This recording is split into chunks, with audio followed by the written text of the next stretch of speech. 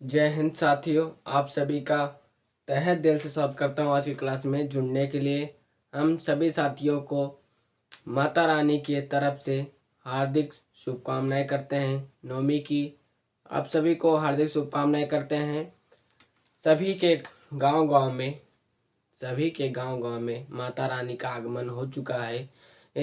जो भी साथी, क्योंकि माता रानी के आगमन होने से ही सभी साथी उनके उनके दर्शन में सभी साथी जुड़े हैं और वो थोड़ी पढ़ाई में कम ध्यान दे रहे हैं। हम सभी साथियों से विनती करते हैं कि वो अपनी तैयारी भी करते रहें और माता रानी का सेवा भी करते रहें। देखिए, इसके पहले वाली क्लास क्या थी कि इसके पहले वाली क्लास में आप सभी को सेल पढ़ाया गया था। सेल के प्रकार पढ़ाए थे। सेल के कितने प्रकार होते हैं? 2 प्रकार होते हैं, एक विद्युत अपघटनी सेल और एक विद्युत रासायनिक सेल होते हैं। 2 प्रकार होते हैं।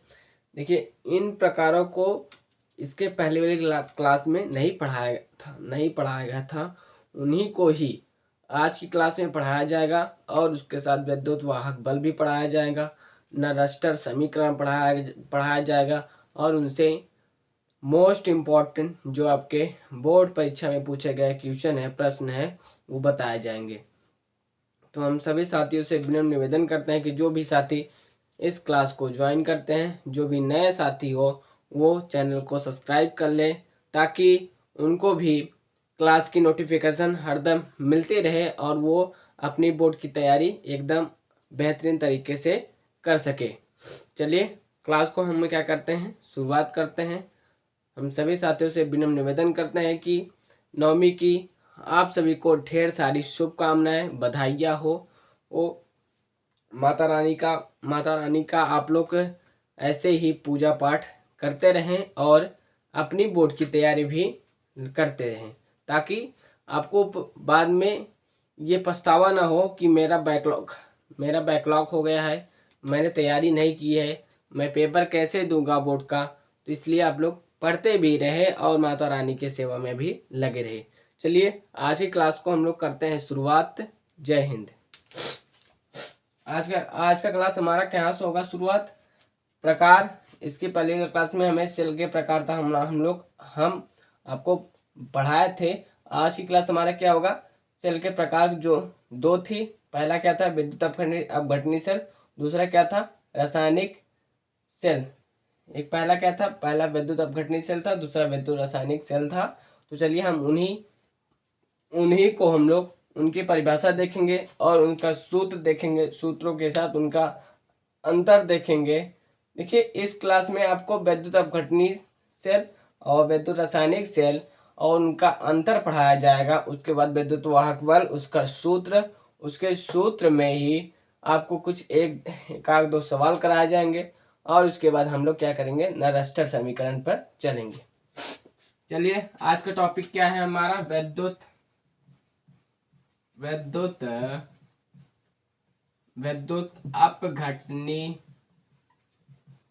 अपघटनी सेल। विद्युत अपघटनी सेल। अब देखिए, विद्युत अपघटनी सेल होता क्या है? विद्युत अपघटनी सेल होता क्या है? ये एक ऐसा सेल है। देखिए, ये एक ऐसा सेल होता है। विद्युत अपघटनी सेल क्या है कि ये एक ऐसा सेल है। ये मान लीजिए कोई बर्तन है, इसमें आप देखिए, ये एक ऐसा सेल होता है जिसमें आप ये छड़ मान लीजिए है, इसमें ये किसका है? छड़ किसका है? जेडन, मतलब जिंक की एक छड़ है, जिंक का छड़ है। और इसमें अब देखिए, जिसका छड़ होगा उसी का विलयन होना चाहिए। ये आपको समझना पड़ेगा कि अगर छड़ जिंक का है तो जिंक का भी हमें विलयन भी लेना चाहिए। ZnSO4 -2, ये एक जिंक सल्फेट का विलयन है। मैंने इसका अर्ध सेल का ही अर्ध सेल का ही चित्र बनाया गया है। ये किसका है? अर्ध सेल का है। ये अर्ध सेल का है, मतलब एक भाग का आपको चित्र बनाया गया है। इसका मतलब विद्युत अपघटनीय सेल का मतलब क्या होता है कि ये एक सेल है, ये एक अर्ध सेल है। अब इसमें देखिए विद्युत अपघटनीय का मतलब विद्युत धारा बाहर से ऊर्जा प्रवाहित करने पर इसमें ये अर्ध सेल रासायनिक ऊर्जा को विद्युत ऊर्जा में परिवर्तन करता है। अब देखिए इसे पूरा करने के लिए हमें ये एक आपका अर्ध सेल है, इसका एक और अर्ध सेल हम बनाएंगे तब ये आपका सेल पूरा होगा। अब इसमें क्या कहते हैं, इसे हम क्या बाहरी चीज से, बाहरी बैटरी से या बाहरी वाव था विद्युत से जोड़ेंगे। उसके बाद हमें क्या प्राप्त होगा कि यह सेल तब हमारा कार्य करेगा। यह सेल क्या हमारा तब कार्य करने लगेगा। यह सेल क्या करेगा कि यह सेल रासायनिक ऊर्जा को, जो रासायनिक ऊर्जा होती है उसे तब विद्युत ऊर्जा में परिवर्तित करता है।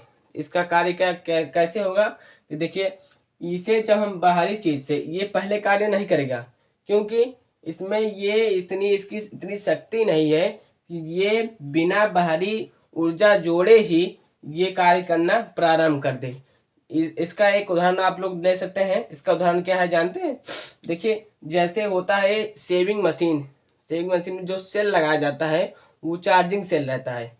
जब आप लोग सेविंग मशीन करते हैं मतलब दाढ़ी छीलने वाला जो होता है मशीन होता है, उसमें उसका जो सेल होता है उससे पहले आप लोग चार्ज करते हैं, विद्युत धारा से चार्ज करेंगे, फिर उसके बाद उसका प्रयोग करेंगे। तो वो जो चार्जिंग होता है वो धारा को ना क्या कहता है, वो इकट्ठा जनरेट करता है। फिर जब धारा को वो जनरेट करके इकट्ठा कर लेगा, जब उसका प्रयोग आप लोग करेंगे तो वो रासायनिक ऊर्जा होती है। वो जो धारा जनरेट होकर इकट्ठा होती है वो रासायनिक ऊर्जा में बदल जाती है। फिर पुनः मतलब जिसका मतलब क्या होता है, डीसी करंट हो वो आपको लगता नहीं है, डीसी करंट आपका लगता नहीं है। और वो डायरेक्ट कनेक्ट क्या हो जाता है, वो जाकर वो एक जनरेट होता है, इकट्ठा हो जाता है। फिर उसे जब हम लोग प्रयोग करते हैं तो वो एसी करंट विद्युत धारा में कन्वर्ट होकर वो चलने लगता है। उसी का ये है एक उदाहरण, समझ लीजिए आप लोग। चलिए अब इसकी हम लोग परिभाषा देखते हैं। विद्युत अपघटनीय सेल की परिभाषा क्या है?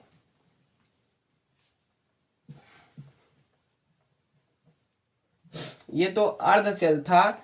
अगर ये चाहे तो आप इसी एक ही पात्र में आप दोनों छोरों को रखकर उसे बना सकते हैं। चलिए जब किसी परिभाषा इसकी देखते हैं। जब किसी सेल में ऑक्सीकरण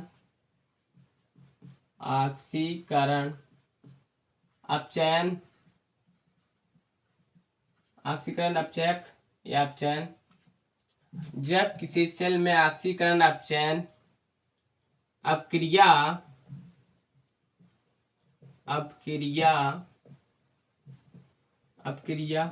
बाहरी ऊर्जा देने पर पूर्ण होती है, पूर्ण होकर रासायनिक ऊर्जा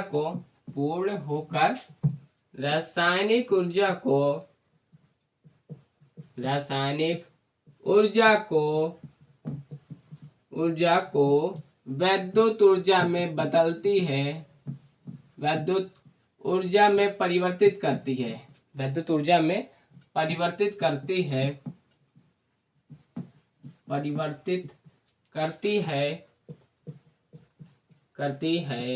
तो उसे विद्युत अपघटनीय सेल कहते हैं। उसे क्या कहते हैं? विद्युत अपघटनीय सेल कहते हैं। इसका उदाहरण क्या आप लोग ले लेंगे? सेविंग मशीन जो दाढ़ी की होती है, सेविंग मशीन में जो सेल लगाता है चार्जिंग सेल, वही इसका एक इंपॉर्टेंट महत्वपूर्ण उदाहरण हो जाएगा। देखिए ऑक्सीकरण अपचयन अपक्रिया का मतलब क्या होता है कि जिसमें इलेक्ट्रॉन धन आयन और ऋण आयन दोनों एक ही बैटरी में, अगर देखिए जब एक ही बैटरी में एक ही सेल में धन आयन ऋण आयन अगर इलेक्ट्रोड नहीं होंगे, एनोड और देखिए धन आयन का मतलब क्या होता है अपचयन होता है, ऑक्सीकरण का मतलब क्या होता है ऋण आयन होता है। मतलब एनोड और कैथोड अगर एक ही सेल में नहीं होंगे तो वो कार्य कैसे करेगा।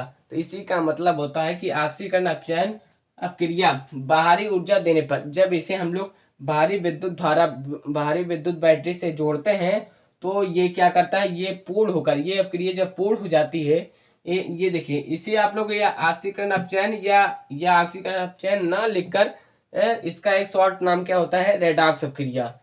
इसे आप लोग या ऑक्सी अपचयन ये दोनों ना लिखकर इसे आप इस परिभाषा को आप लोग क्या ऐसे दूसरी तरीका से और लिख सकते हैं कि जब किसी सेल में रेडॉक्स अपक्रिया बाहरी विद्युत ऊर्जा देने पर पूर्ण होकर रासायनिक ऊर्जा को विद्युत ऊर्जा में परिवर्तित करती है तो उसे विद्युत अपघटनी सेल कहते हैं। इस परिभाषा को आप ऐसे भी लिख सकते हैं।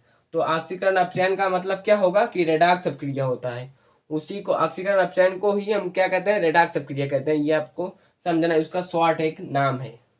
चलिए ये हो गया, कहे तो आप लोग हम चित्र भी बना देते हैं। देखिए चित्र भी इसका बना देते हैं। ये कोई एक बर्तन हो गया ना। अब इसमें देखिए ये एक छड़ है, ये छड़ है,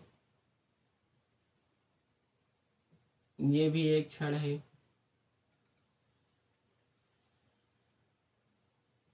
ना। ये छड़ क्या है एनोड है,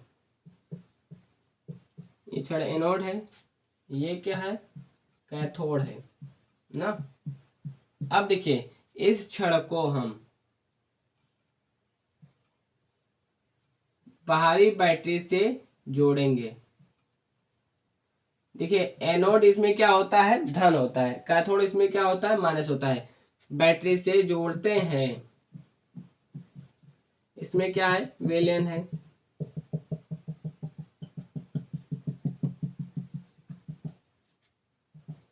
इसमें क्या है विलेन है, ये क्या है H2O जिसमें आयन होना चाहिए। देखिए इसमें आयन क्या है, एक H+ आयन है, एक O2- आयन है, दोनों में आयन है, ये एक जल हो गया। अब देखिए ये एनोड इसका क्या होता है धनात्मक होता है, इसका कैथोड क्या होता है ऋणात्मक होता है।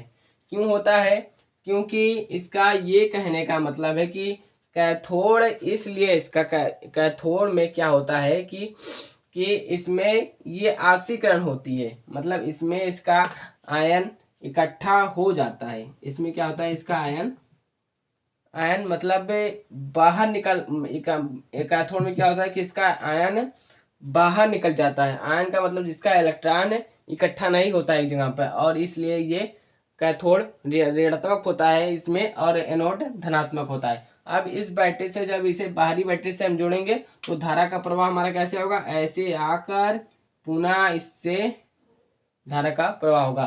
फिर उसे हम किसी दूसरी चीज से जोड़ेंगे तो उससे किसी दूसरे चीज से जोड़ेंगे तो हमारा वो वहां पर काम करने लगेगा, चलने लगेगा। यही आपको समझाना था बस।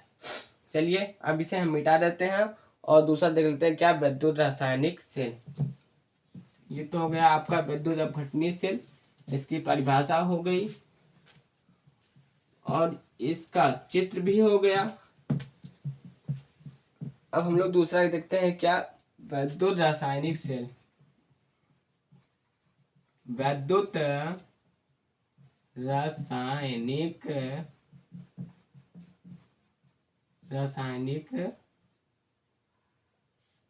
सेल।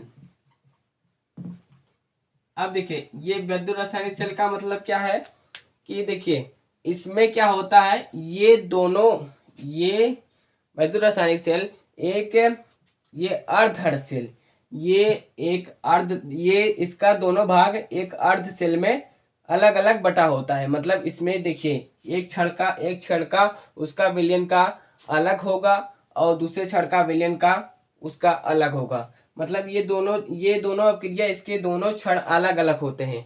अलग अलग इसलिए होते हैं ताकि इसे बाहरी ऊर्जा की जरूरत ना पड़े। बिना बाहरी ऊर्जा की जरूरत पड़ने से ही ये रासायनिक ऊर्जा को विद्युत ऊर्जा में कन्वर्ट कर सके, उसी को क्या कहते हैं, विद्युत रासायनिक सेल कहते हैं। देखिए अब इसे क्या कहते हैं, जब किसी सेल में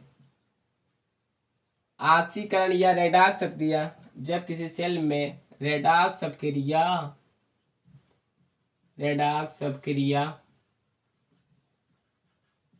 अपक्रिया बिना बाहरी ऊर्जा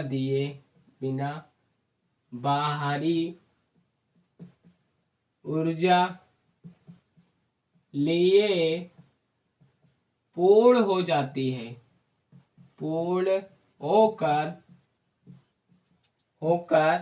रासायनिक ऊर्जा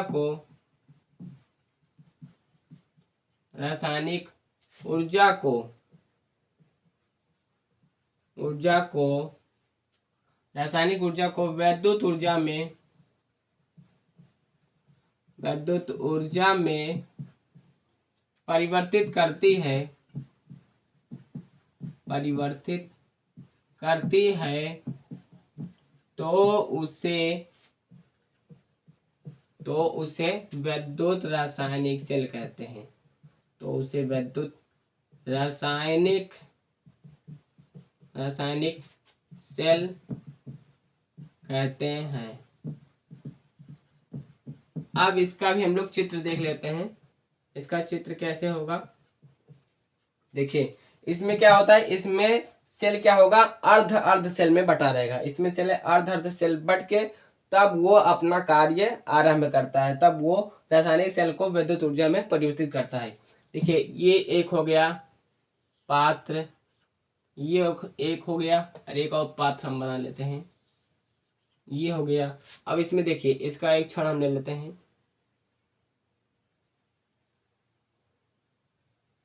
ये एक क्षण हो गया, ये किसका हो गया, Zn जिंक का क्षण हो गया, ये एक। अब इसमें विलयन भी चाहिए हमें, विलयन किसका हो जाएगा, जिंक H2SO4-2, इसका क्या हो गया, ये हमारा विलयन हो गया।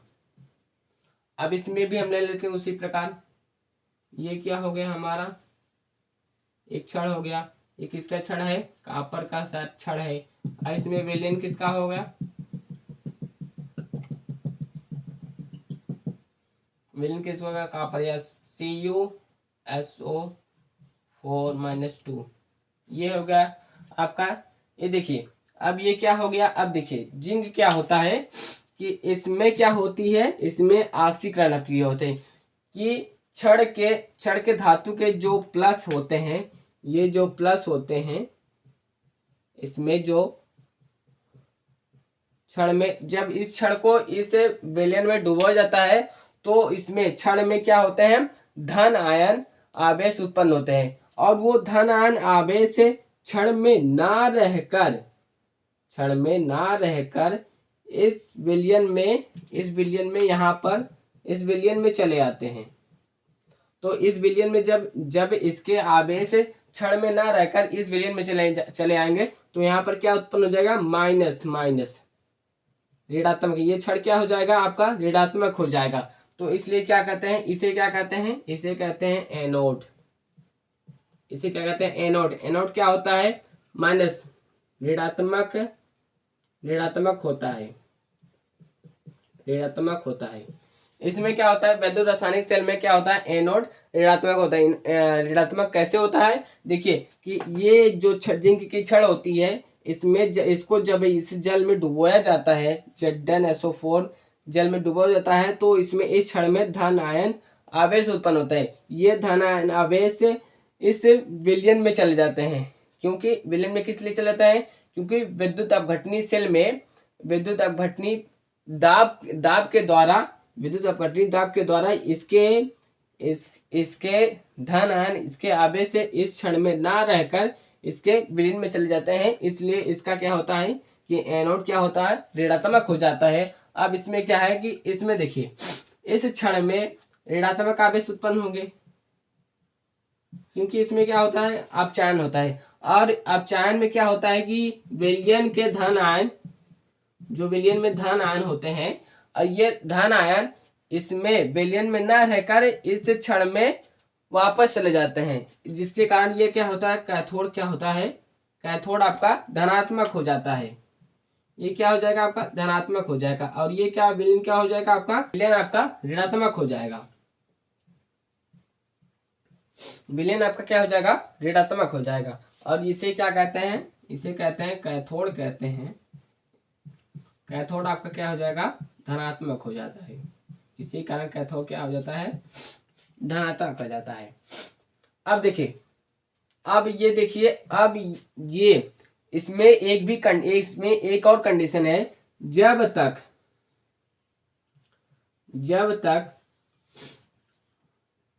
ये हम बता रहे हैं कि जब तक हम इसमें लवण सेतु एक यू प्रकार की नली होती है, उसे हम दोनों अर्ध सेलों से जोड़ते हैं, दोनों अर्ध सेलों से जोड़ते हैं। इसमें क्या होता है कि एक K2CO4 का विलयन होता है, K2SO4, हाँ SO4 ले लीजिए आप लोग, K2SO4 का विलयन होता है।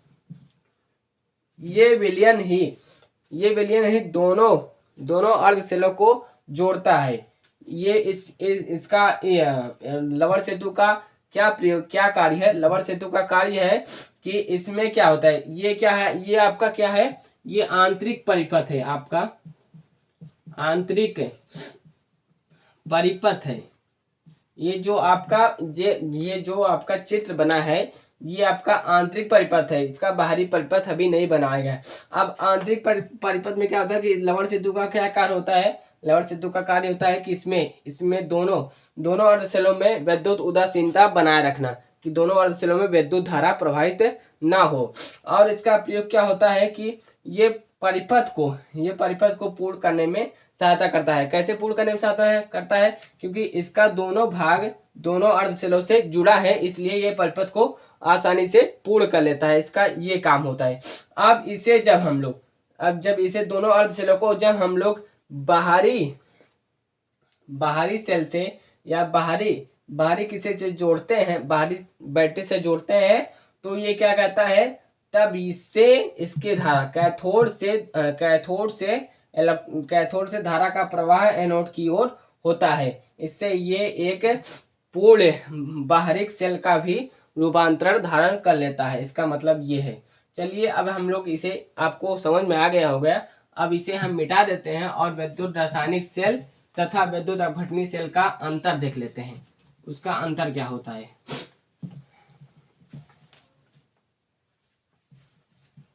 अब हम लोग देखेंगे, क्या अंतर देखेंगे।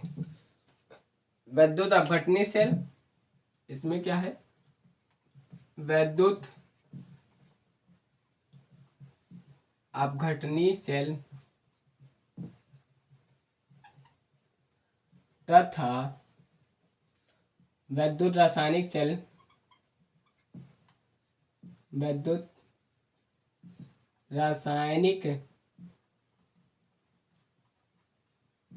में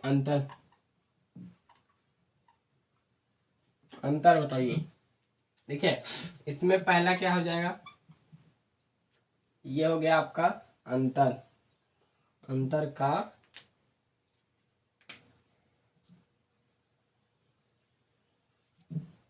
ना। देखिए, विद्युत अपघटनी सेल में क्या होता है कि इसमें बाहरी ऊर्जा देने पर ही यह रासायनिक ऊर्जा को विद्युत ऊर्जा में कन्वर्ट करता है। इसमें पहला क्या हो जाएगा कि इसमें बाहरी ऊर्जा देने पर यह रासायनिक ऊर्जा को विद्युत ऊर्जा में परिवर्तित करता है, परिवर्तित करता है। इसमें क्या होता है, इसमें क्या होता है कि इसमें क्या होता है, इसमें बाहरी ऊर्जा की आवश्यकता नहीं पड़ती है, ये स्वतः ही। अब इसमें क्या होगा, वैद्युत रासायनिक सेल में अंतर क्या होता है कि इसमें आपको मैंने पढ़ाया क्या था कि इसमें बाहरी ऊर्जा की आवश्यकता नहीं पड़ती है, ये स्वतः ही रासायनिक ऊर्जा को वैद्युत ऊर्जा में परिवर्तित कर देता है। इसमें क्या लिखेंगे हम लोग, इसमें बाहरी ऊर्जा की आवश्यकता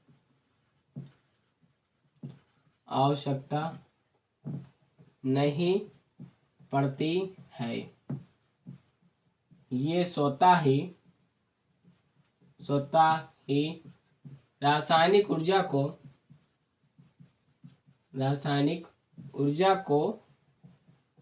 ऊर्जा को वैद्युत ऊर्जा में परिवर्तित कर देता है,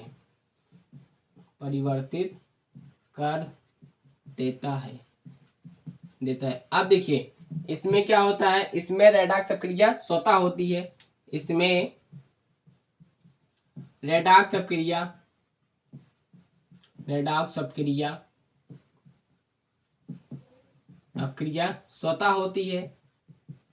स्वतः होती है, किसी बाहरी ऊर्जा की जरूरत नहीं पड़ती है। इसमें क्या होता है कि इसमें रेडॉक्स अपक्रिया स्वतः नहीं होती है, इसमें बाहरी ऊर्जा की हमें आवश्यकता पड़ती है। इसमें रेडॉक्स अपक्रिया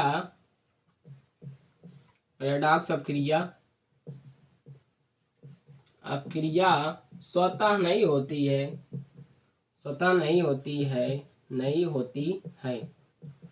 बस इसमें क्या होता है, हमें लवण सेतु की आवश्यकता पड़ती है। इसमें लवण सेतु की आवश्यकता पड़ती है। इसमें क्या होता है, इसमें ये दूसरा हो गया आपका, ये तीसरा हो गया। इसमें लवण सेतु की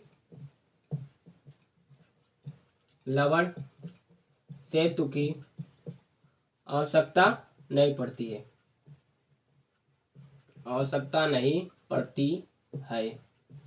अब देखिए इसमें क्या होता है, इसमें धनात्मक आपका एनोड होता है, इसमें धनात्मक आपका क्या होता है, कैथोड होता है। चौथा क्या है, इसमें धनात्मक प्लेट क्या होता है, एनोड होता है।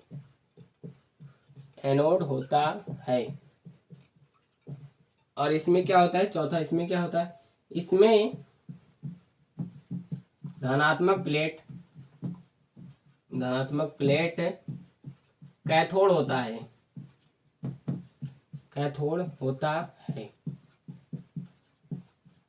चलिए चार बहुत है, क्या चार बहुत अंतर है, दोनों में चार अंतर बहुत है, और जो कि क्या है, बहुत आसान है।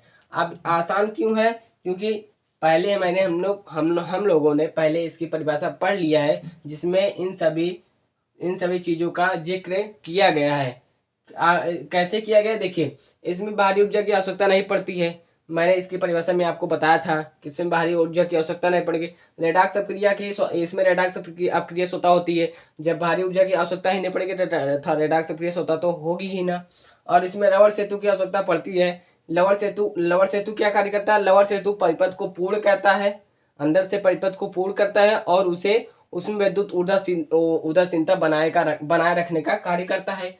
और इसमें धनात्मक प्लेट क्या होता है, कैथोड होता है। अभी मैंने आपको बताया कि कैथोड से ही विद्युत धारा का प्रवाह एनोड की ओर होता है। अब इसमें क्या होता है कि इसमें बाहरी ऊर्जा देने पर ही यह रासायनिक ऊर्जा को वैद्युत ऊर्जा में परिवर्तित करता है। इसमें रेडॉक्स अपक्रिया स्वतः नहीं होती है। क्यों स्वतः नहीं होती है, बाहरी ऊर्जा का प्रयोग किया जाता है इसमें। और इसमें लवण सेतु का कोई जिक्र ही नहीं किया विद्युत था इसमें। जब मैंने इसकी परिभाषा पढ़ाया था तो इसमें लवण सेतु की कोई आवश्यकता ही नहीं पड़ी थी, कोई जिक्र ही नहीं किया गया था, इसलिए इसमें लवण सेतु की आवश्यकता नहीं पड़ती है। और चौथा क्या है, इसमें धनात्मक प्लेट एनोड होता है, चूंकि कि इसके विद्युत अपघटनी सेल में धनात्मक प्लेट से ही धारा प्रवाहित होती है और कैथोड प्लेट से होकर जाती है इसमें इसका उल्टा होता है। उल्टा मतलब इसलिए होता है, उसी को हम लोग क्या कहते हैं, अंतर कहते हैं। दोनों का उल्टा होना चाहिए, उसी को क्या कहेंगे, अंतर कहेंगे। चलिए ये अंतर आपका हो गया। हम लोग अगला टॉपिक देख लेते हैं। अगला टॉपिक क्या है हमारा, विद्युत वाहक बल है। विद्युत वाहक बल, विद्युत वाहक बल है। अगला टॉपिक क्या है हमारा लोग का, विद्युत वाहक बल है।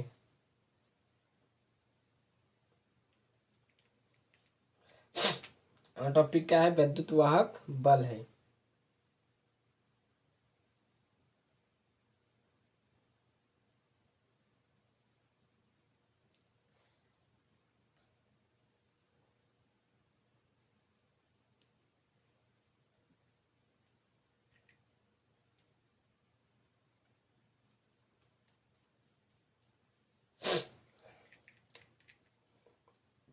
देखो, पढ़ो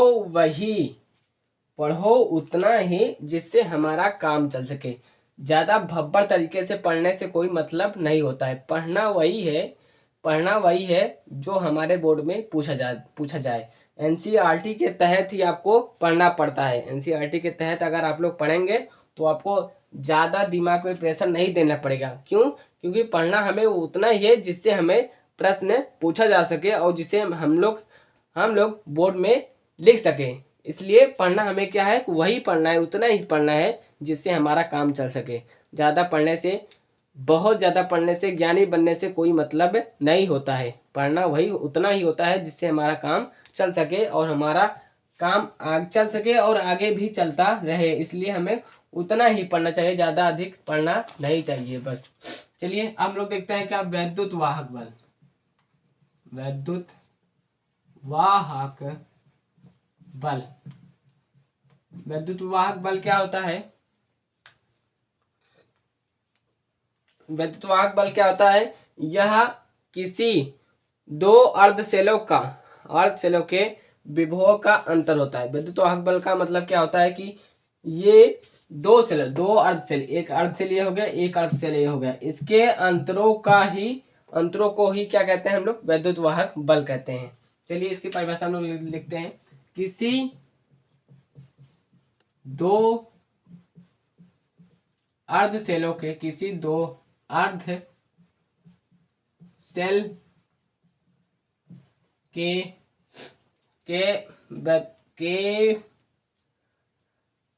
अर्धशैलों के विभव, किसी दो अर्धशैल के विभव के अंतर को ही विद्युत वाहक बल कहते हैं। इसे E0 सेल से प्रदर्शित करते हैं। अब देखिए, दो अर्धशैलों का मतलब है, देखिए किसी दो अर्धशैल के विभव के अंतर को, दो अर्धशैल मतलब एक सेल में क्या होगा, कैथोड प्लेट होगी। एक सेल में क्या होगा, एक अर्धशैल में कैथोड प्लेट होगी, एक और दूसरे अर्धशैल में क्या होगी, एनोड प्लेट होगी। तो इसी के अंतर को ही क्या कहते हैं, विद्युत वाहक बल कहते हैं। अतः सूत्र क्या होगा इसका, अतः सूत्र क्या हो जाएगा, E0 सेल बराबर E0 cathode minus E0 anode होता है। ये आपका मोस्ट इंपॉर्टेंट सूत्र हो गया। विद्युत वाहक बल को क्या कहते हैं, EMPF कहते हैं, इलेक्ट्रोड मानक फोर्सेस बल। इलेक्ट्रोड मानक फोर्सेस बल, इसे क्या कहते हैं हम लोग, EMP, इलेक्ट्रोड मानक बल। इसी को क्या कहते हैं हम लोग, विद्युत वाहक बल को क्या कहते हैं, इलेक्ट्रोड मानक बल कहते हैं। इसे किससे प्रदर्शित करते हैं, इसे E0 सेल से प्रदर्शित करते हैं। और E0 सेल बराबर क्या होता है, E0 cathode minus E0 anode होता है। अब इसका हम लोग क्या देख लेते हैं, एक देख लेते हैं सवाल, प्रश्न देख लेते हैं। पहले तो आप बल का हम लोग एक प्रश्न देख लेते हैं इसी सूत्र के आधार पर। प्रश्न क्या है, चलिए प्रश्न को हम लिखते हैं। प्रश्न क्या है, प्रश्न पहला क्या है, निम्नलिखित सेल के विद्युत वाहक बल की गणना कीजिए। निम्नलिखित सेल के विद्युत वाहक बल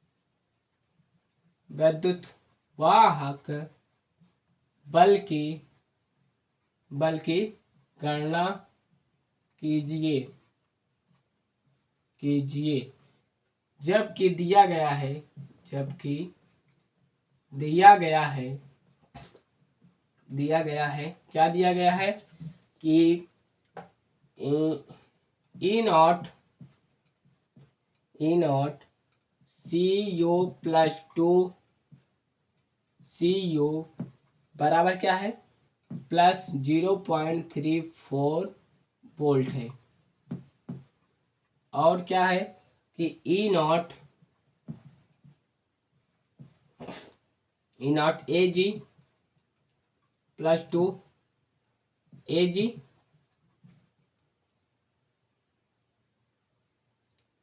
माइनस क्या है 0.8 वोल्ट है। देखिए ये देखिए आपके निम्नलिखित सेल के विद्युत वाहक बल की गणना किया है जबकि आपको क्या कहा गया है, जबकि आपको दिया गया है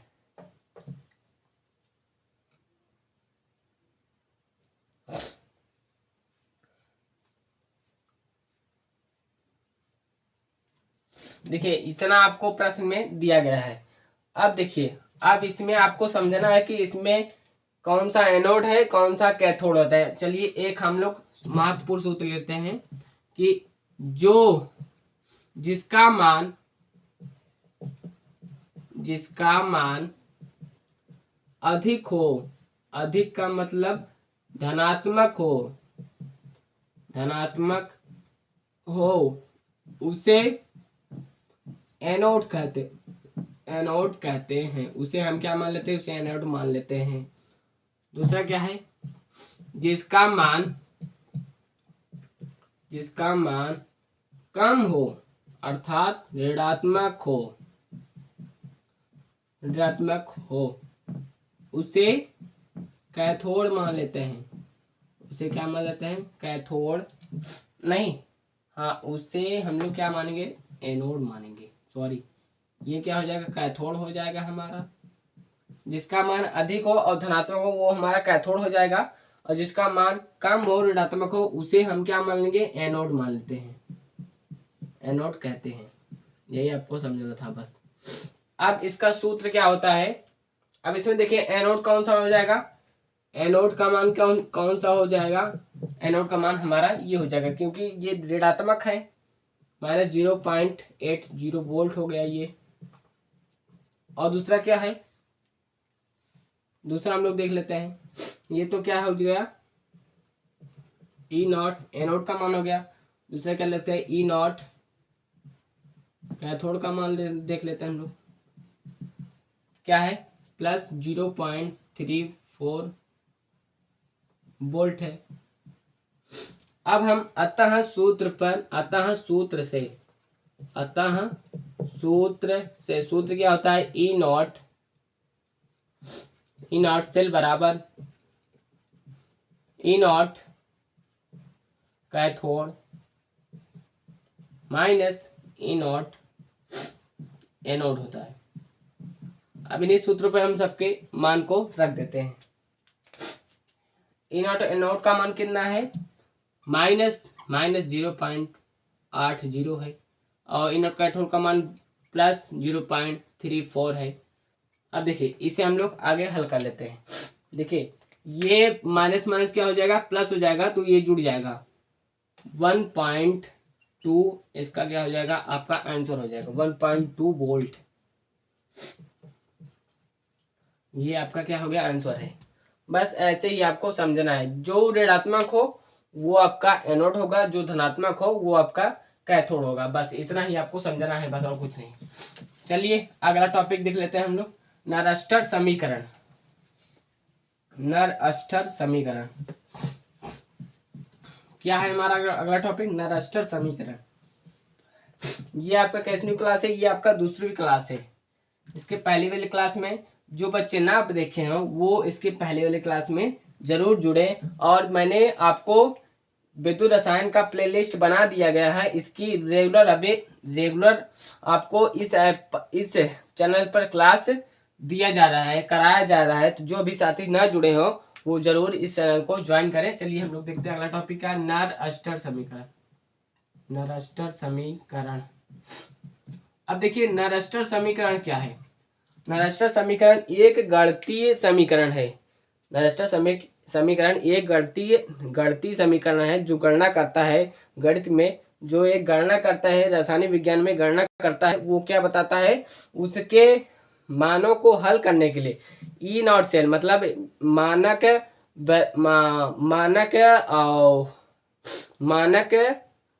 अपचयन, वो मानक अपचयन इलेक्ट्रॉन, मानक अपचयन विभव का मान निकालने के लिए मानक अपचयन विभव का मान, जिसे हम लोग क्या कहते हैं ई सेल से प्रदर्शित करते हैं, उसका मान निकालने के लिए नरस्टर समीकरण ने दिया। ये नरस्टर समीकरण क्या है, ये गणितीय विवेचना है, ये गणितीय है जो गणित के द्वारा ही आपको मानक अपचयन विभव का मान आसानी से निकाल देता है। चलिए हम लोग इसे देखते हैं और इसका प्रश्न भी करेंगे। देखिए इसकी परिभाषा लिखेंगे पहला, उसके बाद हम इसके प्रश्नों को हल करेंगे।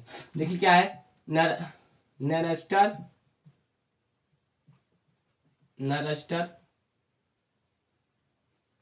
एक गणितीय समीकरण है जो सेल विभव तथा उसके आयन के सांद्रता के मध्य संबंध स्थापित करता है।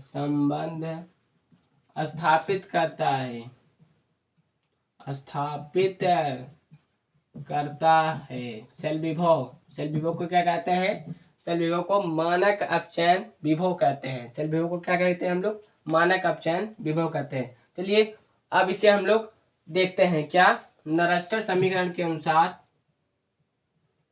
नरस्टर समीकरण के अनुसार क्या होता है, अनुसार ई सेल बराबर क्या होगा हमारा, ई नॉट सेल माइनस क्या हो जाएगा, आपका हो जाएगा 2 माइनस हो जाएगा आपका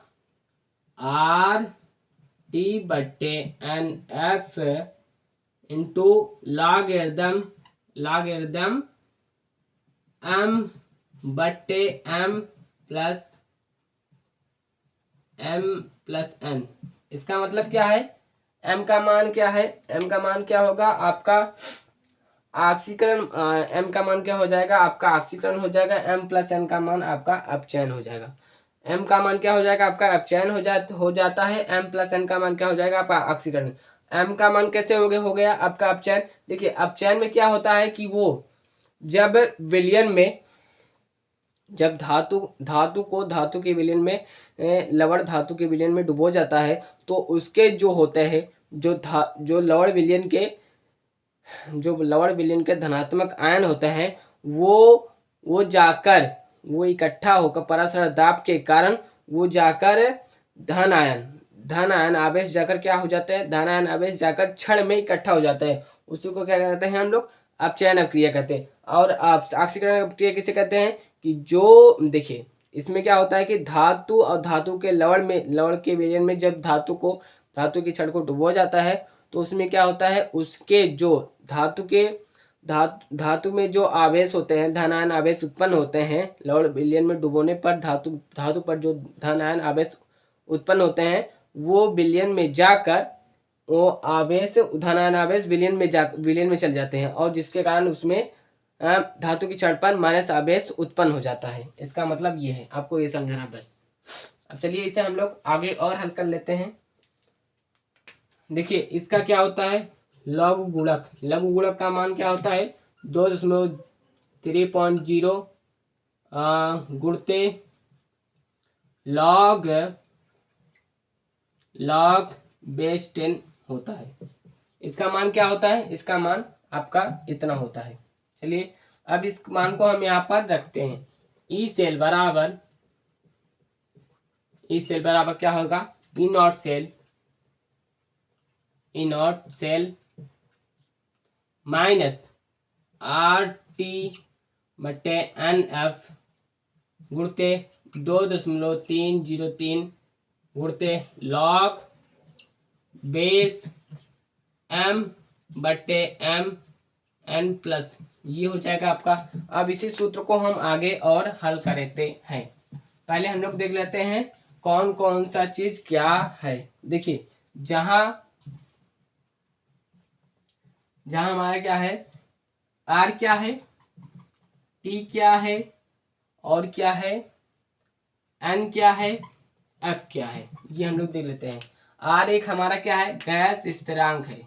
R क्या है, गैस स्थिरांक है, जिसका मान क्या होता है 8.31 होता है। T क्या है, T हमारा परम ताप है। इसका मान क्या होता है 298 केल्विन होता है। और हमारा N क्या है, N क्या स्थानांतरित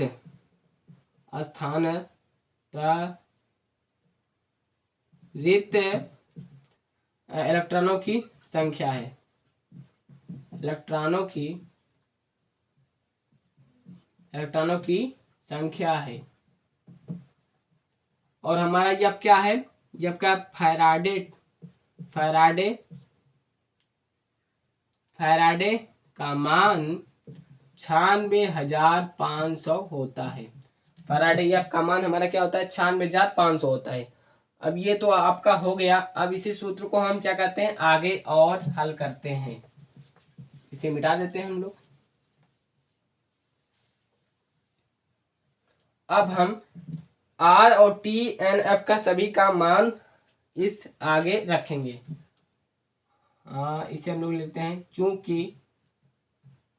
चूंकि R तथा T तथा F का मान रखने पर, चलिए अब इन सभी का मान हम लोग इसमें रखते हैं। ई सेल बराबर E not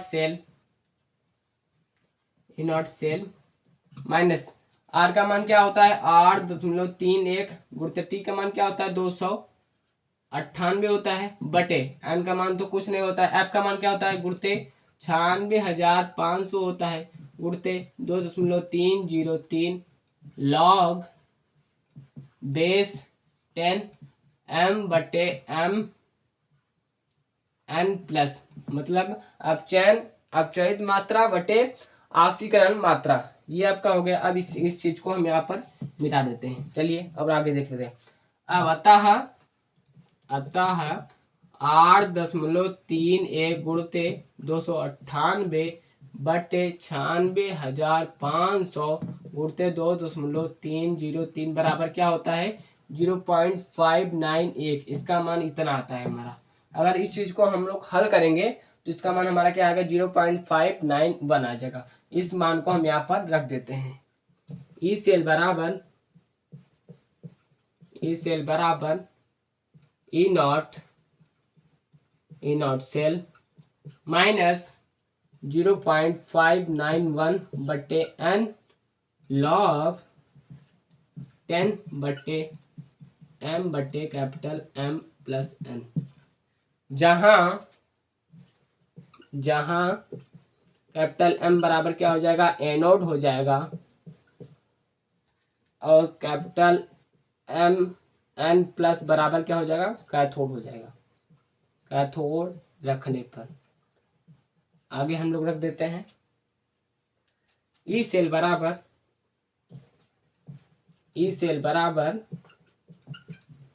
E naught cell minus 0.591 बट्टे एन लॉग बेस 10 एनोड बटे कैथोड। ये हो गया आपका सूत्र, मूल सूत्र। नरस्टर समीकरण आपके बोर्ड में पूछा जाता है, 4 नंबर में नरस्टर समीकरण पूछा जाता है। नरस्टर समीकरण को आपको पहले क्या लिखना है, परिभाषा लिखना है। परिभाषा मतलब परिभाषा क्या है, एक प्रकार से संबंध है, उस संबंध को लिखना है, फिर उस संबंध को आपको इसी तरह हल करना पड़ता है। यही आपको करना पड़ेगा नरस्टर समीकरण। बोर्ड के एग्जाम में पूछा, ये नरस्टर समीकरण हर साल आपके बोर्ड में पूछा जाता है, मैं ये गारंटी देता हूँ, क्योंकि मैं भी बोर्ड के क्वेश्चनों को हल करता हूँ। हल करके मुझे ये ज्ञात होता है कि हाँ, मैंने देखा है अनुसाल्टो में कि हर साल ये आपके बोर्ड के परीक्षा में पूछा जाता है। चलिए इसका हम लोग क्या देख लेते हैं, एक प्रश्न देख लेते हैं। प्रश्न इसका भी हम लोग क्या देख लेते हैं, एक प्रश्न देते हैं। प्रश्न क्या कह रहा है कि mg ठोस है, उसका सांद्रता क्या है, mg ठोस है, mg ठोस से वो Mg2 में जा रहा है। मतलब पहले mg था, अब वो इलेक्ट्रॉनों को ग्रहण कर रहा है, मतलब ऑक्सीकरण हो रहा है। ऐसा मतलब जो mg है तो पहले वो mg था, अब वो क्या कर रहा है, अब वो क्या बन रहा है, Mg2e ले रहा है, 2 इलेक्ट्रॉन लेकर Mg2 बन रहा है, मतलब वो इलेक्ट्रॉनों को ग्रहण कर रहा है। इसका मतलब क्या है, वो ऑक्सीकरण है। देखिए Mg2 0.1 मोलरता इसकी दिया गया है।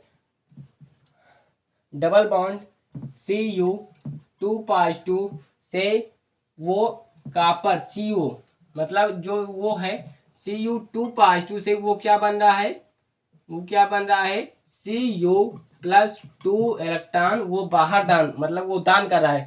दान करना मतलब वो क्या है, एक प्रकार से अपचयन है, अपचेद हो रहा है, इसका मतलब ये है।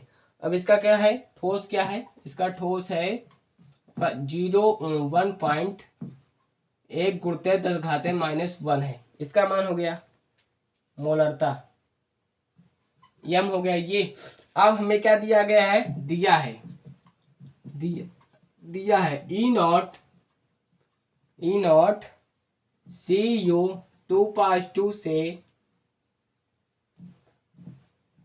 Cu क्या है, प्लस का 0.34 है वोल्ट।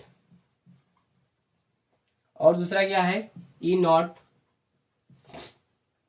Mg2 से Mg हो रहा है, इसका मान क्या है, -2.37 वोल्ट है। हमें ज्ञात क्या करना है, मानक अपचयन विभव, मतलब ई सेल का मान ज्ञात करना है। देखिए अब क्या होता है, सूत्र होता है, सूत्र से क्या होता है, ई सेल बराबर ई नॉट सेल होता है -0.591 बटे n होता है ना। और क्या होता है, लॉग एनोड बटे कैथोड होता है। अब इसमें देखिए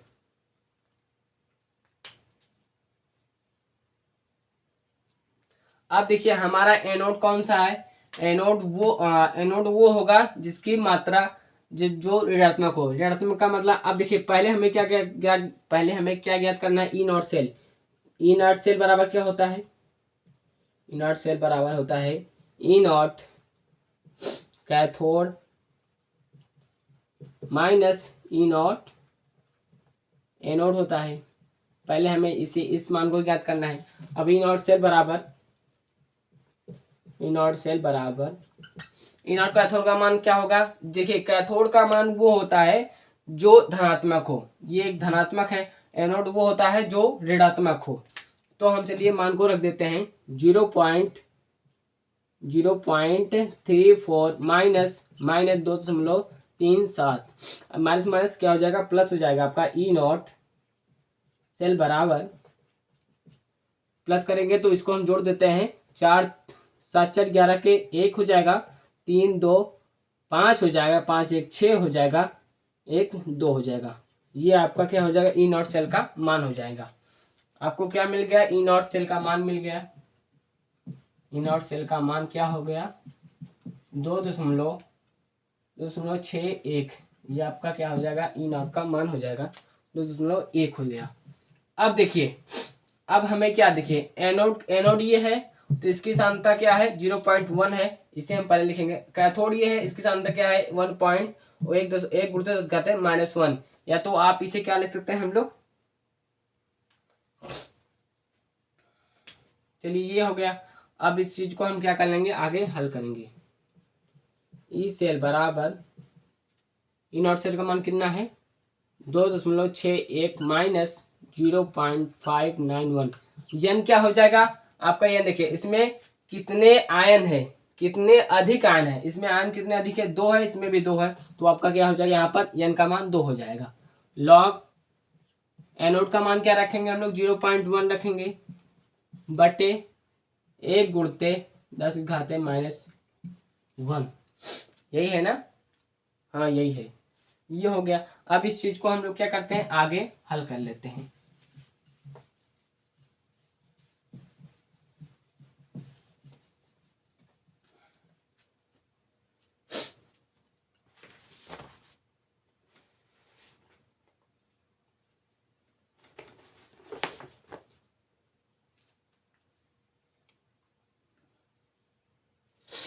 चलिए आगे इस चीज को हम क्या करेंगे, हल कर लेंगे। आगे लिखते हैं ई सेल बराबर 2.61 माइनस 0.59 बटे 2। लॉग इसे ऐसे हल कर क्वेश्चन हम कर लेते हैं, लॉग 10। ये क्या हो जाएगा आपका,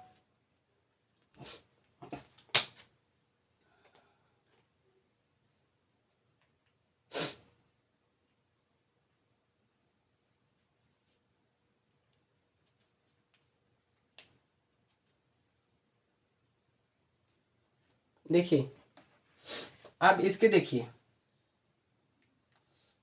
ये हम लोग क्या करते हैं, मिटा देते हैं। 0.1 बटे 1 गुणित 10⁻⁻⁻, ये हो गया आपका। अब इससे आगे हम लोग क्या करते हैं, मिटा देते हैं। अब देखिए इस चीज को हम लोग कैसे लिख सकते हैं, 1 गुणित 10⁻⁻⁻ को, इनवर्स का मतलब क्या होता है 1 गुणित 10⁻1 बटे 10 हो जाएगा। इस चीज को हम लोग ऐसे भी लिख सकते हैं, तो यहाँ पर इसको हम ऐसे लिखेंगे, ई सेल बराबर, इसका हम लोग कर देते हैं मल्टीप्लाई, 2 करना 2 6 दूनी 12 के 2 दूनी 4 1 5 हो जाएगा, माइनस 0.591 बटे 2 हो जाएगा। अब इस चीज को हम लोग ऐसे लिख देंगे, लॉग 10 0.1 बटे 1 बटे 10 हो जाएगा आपका, ये 10 जाएगा ऊपर, ई सेल बराबर, अब इसको हम लोग घटा देते हैं। क्या घटाएंगे, कितना हो जाएगा, 2 में से 1 जाएगा, कितना बचेगा, नहीं यहाँ पर 0 1 हो जाएगा, एक उधार देंगे 10 में से 1 जाएगा, कितना बचेगा 9 बचेगा। यहाँ पर बचा कितना, 1 बचा, एक उधार देंगे 11 में से 9 जाएगा, 9 2 11 2 बचेगा। और यहाँ पर बचा कितना, 1 बचा, एक उधार दे देंगे यहाँ से 5 में 1 उधार देंगे 11 हो जाएगा, 11 में से 5 जाएगा तो 6 बचेगा। यहाँ पर बचा कितना 4, ये इतना हो गया आपका मान, लॉग।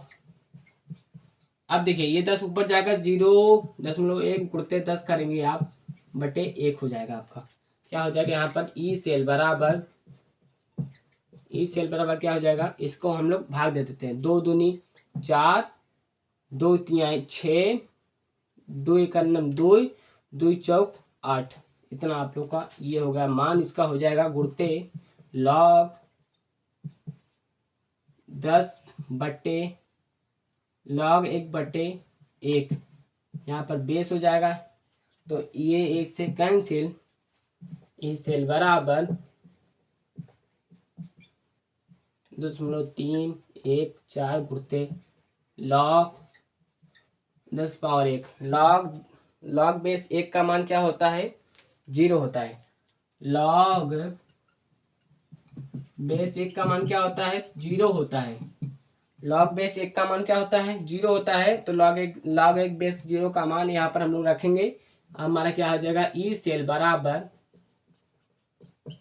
2.314 गुणते 0 बराबर क्या आपका 0 आंसर हो जाएगा। ई सेल का मान कितना आ जाएगा? आपका 0 आ जाएगा। ये आपका हो गया मान। ऐसे ये प्रश्नों को आपको करना है हल।